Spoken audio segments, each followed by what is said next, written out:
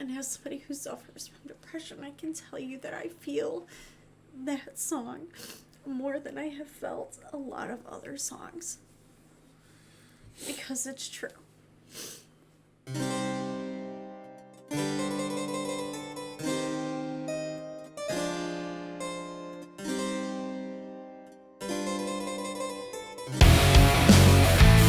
What is going on YouTube? So we are going to check out Hi Ren.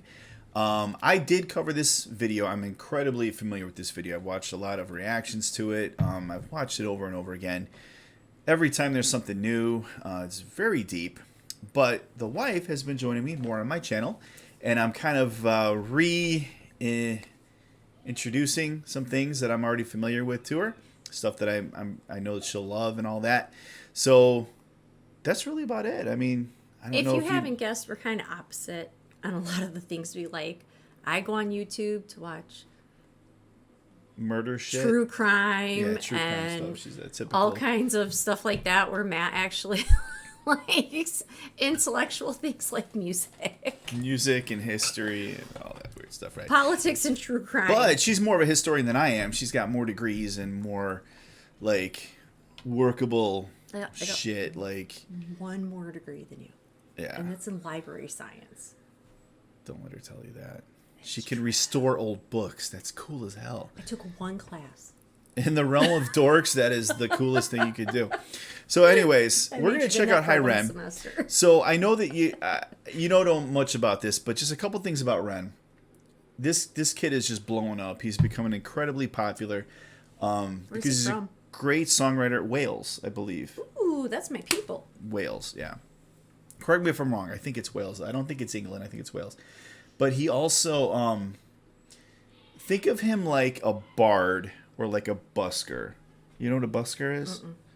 Those are, okay, so in America, we don't tend to, these are people that are on the street corner playing, right? So like we walk through Chicago and things, and things like that.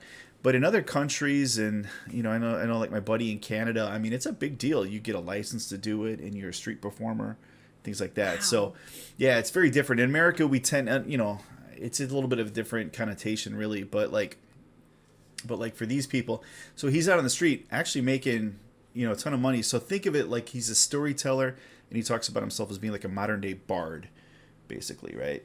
So the video, throw some money at your Witcher, right? Scanlan's hand. So, but anyway, so that's a little bit about Ren. He looks really young, but I think he's in his late 30s. I think he's actually closer to our age. Believe it or not. Maybe that's where we get our good genes from. I don't know. He's got damn good genes because he looks like he's like 15 years old or whatever. But really? So let's just roll this. I'm not going to stop it a ton. I'll let you control this. If there's anything you want to say at any point, this video is almost best to just kind of almost watch all the way through and then just kind of say what you want at the end. So let's go ahead in. Oh, I better change this, shouldn't I? Boom. All right. Oh, he's got a little ear piercing. I know, right? So here we go. So take it all in. Oh, I do want to say something really quick, and a lot of people commented when I said this. When I was first researching this song, they said that somebody called this the modern day Screw Tape Letters. Oh, I love that book. I know, right? So just keep that in mind as you watch this, and then just when you have your thoughts at the end. C.S. Lewis was brilliant. See what you have to say. Okay, here we go. Okay, that's creepy as shit. I just got to start that out. That's old ass stair chair. So gross. No, the person with the mask. I know what you're saying.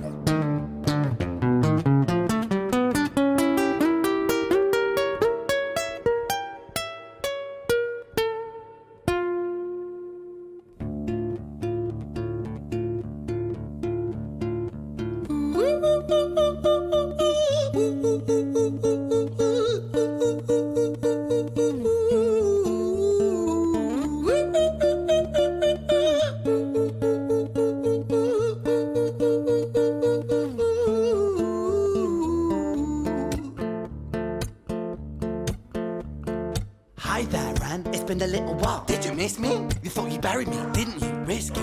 Cause I always come back. Deep down, you know that. Deep down, you know I'm always in periphery. Ren, on your pleased to see me. It's been weeks since we spoke, bro. I know you need me. You're the sheep, I'm the shepherd, not your place to lead me. Are you ready? Alright, okay. Sorry, like there were kids at the door and the dog started freaking out. So right at the perfect time. So we're gonna back up a little bit.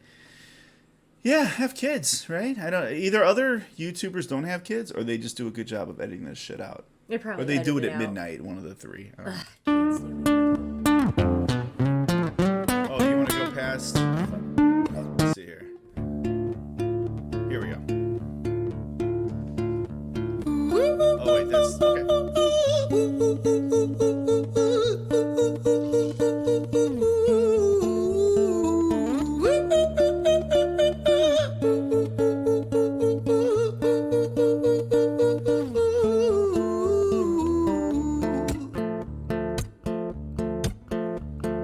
Hi there, Ren. It's been a little while. Did you miss me? You thought you buried me, didn't you? Risky.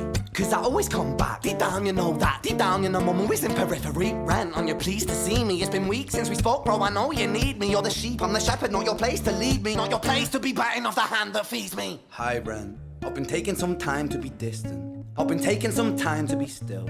I've been taking some time to be by myself since my therapist told me I'm ill. And I've been making some progress lately. And I've learned some new coping skills. So I haven't really needed you much, man. I think we need to just step back and chill. Ren, you sound more insane than I do. You think that those doctors are really there to guide you? Been through this a million times. Your civilian mind is so perfect at always being lied to. Okay, take another pill, boy. Drown yourself in the sound of white noise. Follow this 10-step program, rejoice. All your problems will be gone. Fucking dumb boy. Nah, mate. This time is different, man. Trust me. I feel like things might be falling in place. And my music's been kinda doing bits too. Like I actually might do something great. And when I'm gone, maybe I'll be remembered for doing something special with myself.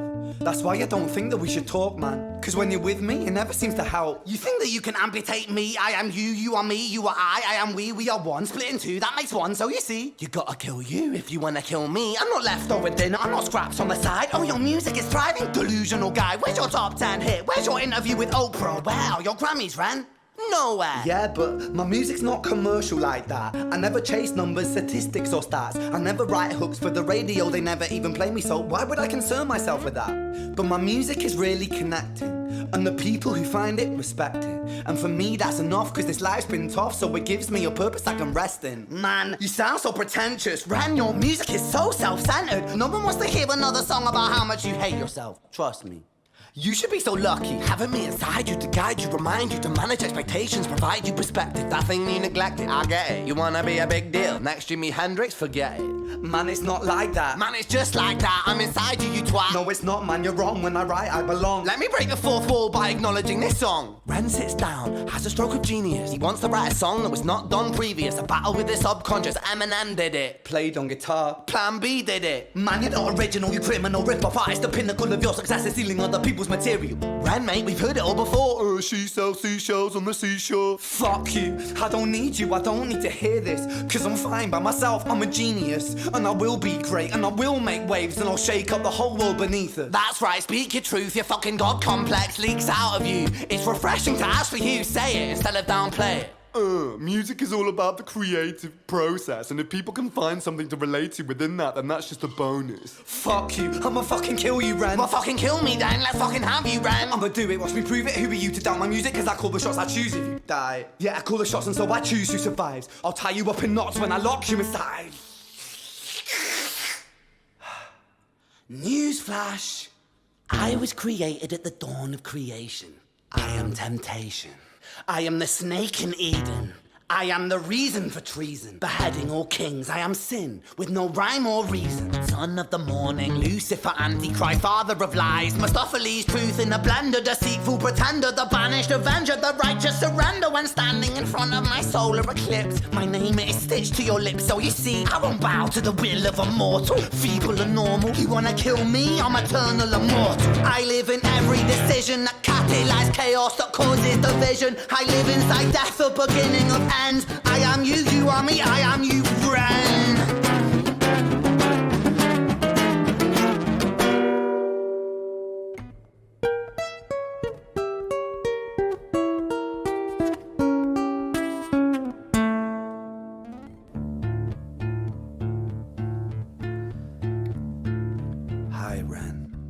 taking some time to be distant.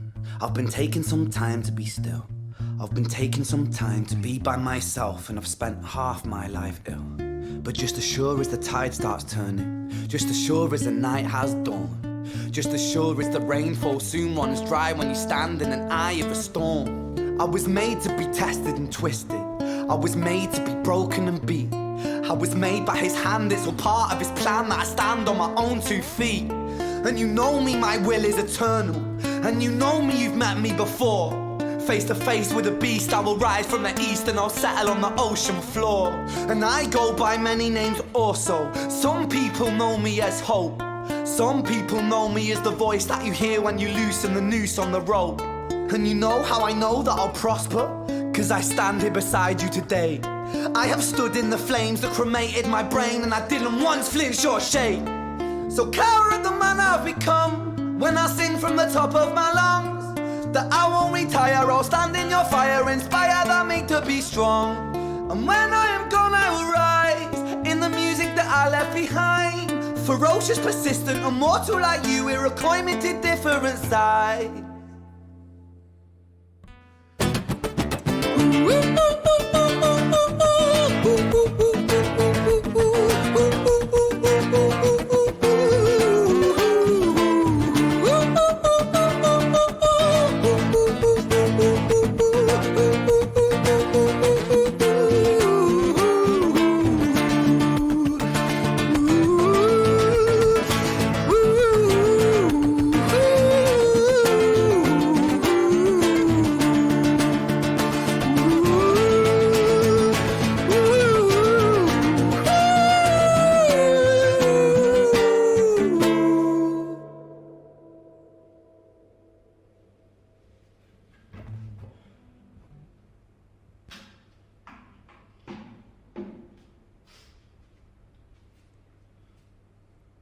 When I was 17 years old, I shouted out into an empty room, into a blank canvas that I would defeat the forces of evil. And for the next 10 years of my life, I suffered the consequences, with autoimmunity, illness, and psychosis. As I got older, I realized there were no real winners and there were no real losers in psychological warfare, but there were victims and there were students. It wasn't David versus Goliath. It was a pendulum, eternally swaying from the dark to the light. And the more intensely that the light shone, the darker the shadow it cast. It was never really a battle for me to win. It was an eternal dance. And like a dance, the more rigid I became, the harder it got. The more I cursed my clumsy footsteps, the more I struggled. So I got older, and I learned to relax, and I learned to soften, and that dance got easier. It is this eternal dance that separates human beings from angels, from demons, from gods. And I must not forget, we must not forget, that we are human beings.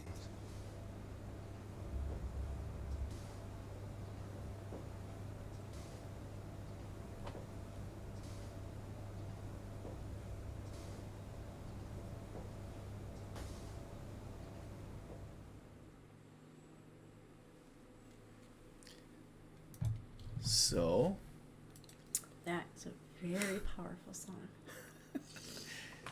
isn't it insane how... Yeah. I usually hold my composure until he says the line, and the voice that you hear when you loosen the noose on the rope. I don't know why, but that always hits me hard, you know? Well, that's what depression is like. Yeah. You swing on a pendulum. And you never know if you're going to be high or low. And your lows are so low. And you feel like you're just being taken over by something that's not yourself. And when your highs are high, you feel like you can take on the world, that you are impenetrable, and everything in your world is just great and fancy.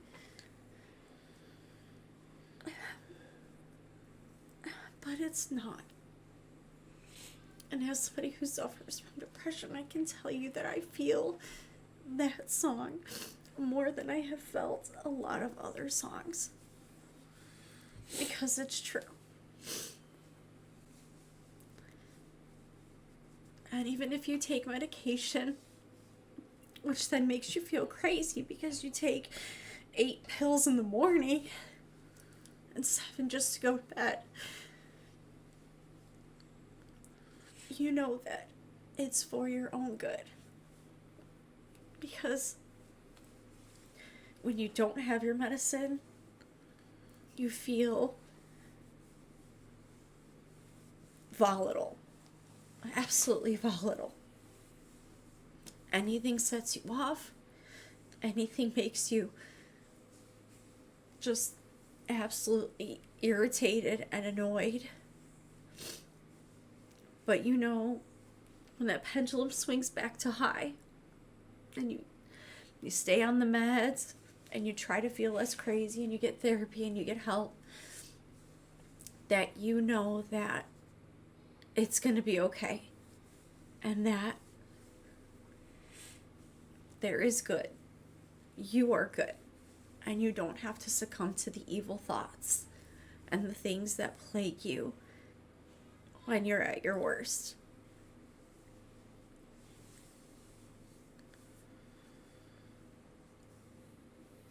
So what are your thoughts on, like, almost like this exterior voice, you know, that's trying to...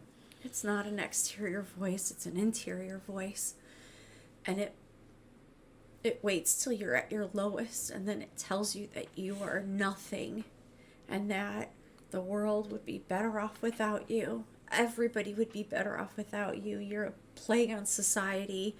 You know, you waste your insurance on medications and therapy, and everything would just be better if you weren't here. And then you think maybe it's right. Maybe things would be better if I wasn't here. Maybe my kids would be better off if I wasn't here. Maybe my husband would be better off if I wasn't here. My family, my friends, they wouldn't have to hear my sob stories. They wouldn't have to see me sad. They would be able to function and have normal lives and not have to see my lows. And then you realize that that's not true. That you were put here on this earth, and your kids won't be happy without you. They'll be traumatized. Your husband would be devastated.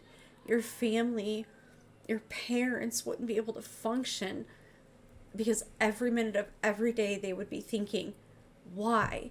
How? What could I have done to make it better for them? Maybe I didn't do enough, and nobody deserves to go through life like that. And so you just keep trying to make your life better, because you know that this world is better with you in it, even if you haven't found your purpose yet. Well, speaking of purpose, so, like, I know there's been some things you're like, I'm going to go do this, I'm going to do that. You know, is there ever that voice that's like delusional? Like, Yep. Why are you doing that? Yep. That's dumb. Yep. All my degrees. I Okay. doubted myself through all my degrees. This is stupid. This is dumb. Why are you doing this? Yeah. And then I would just tell myself, well, you're smart and you can do anything you put your mind to it, because that's what my mom told me. My parents always said, you can do anything you put your mind to.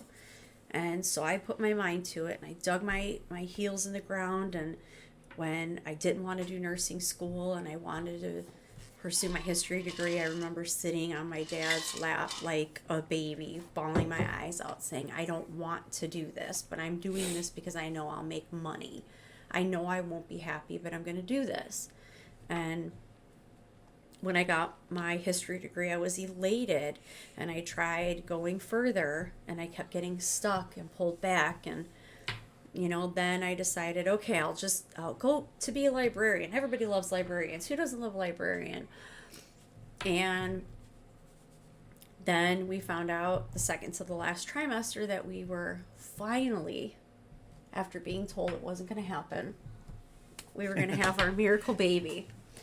And 6 months after she was born, another miracle baby came. Yep.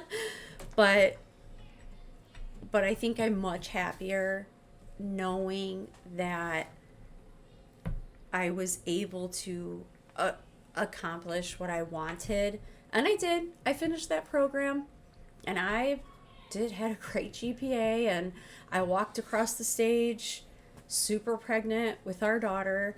And, you know, I was finishing school. She came 2 weeks early. So here I am trying to finish my last 2 weeks of papers with a brand new baby, and I had no idea what I was doing. You were walking across the stage ready to pop. I remember. Yeah, and then all of a sudden at the end of July, boop, here comes a baby, and I got finals to write. So there is light at the end of the tunnel, but you are your own worst enemy. And that's exactly what depression feels like. So one more thing that I like his take on things is like, people think I'm gonna beat this. I'm just gonna beat it and bury it, and he talked about how the more you do that, the more the harder it is. So it's like just understanding the fact that it's just a dance you have to just deal with, and you just every day it's a new battle, it's a new dance, and you just do your best. Yep. You're never gonna defeat it. Nope. But you just eternally do it, and I think it's beautiful how he put it into like this grand scheme of things, which I don't think Ren is very religious. I'm not sure. I'm not sure what his viewpoint is, but whether you're religious or not, you've got demons or you've got your inner thoughts, right? You either put a name to them or you don't, and it's just kind of like that's the difference between religion and reality, right?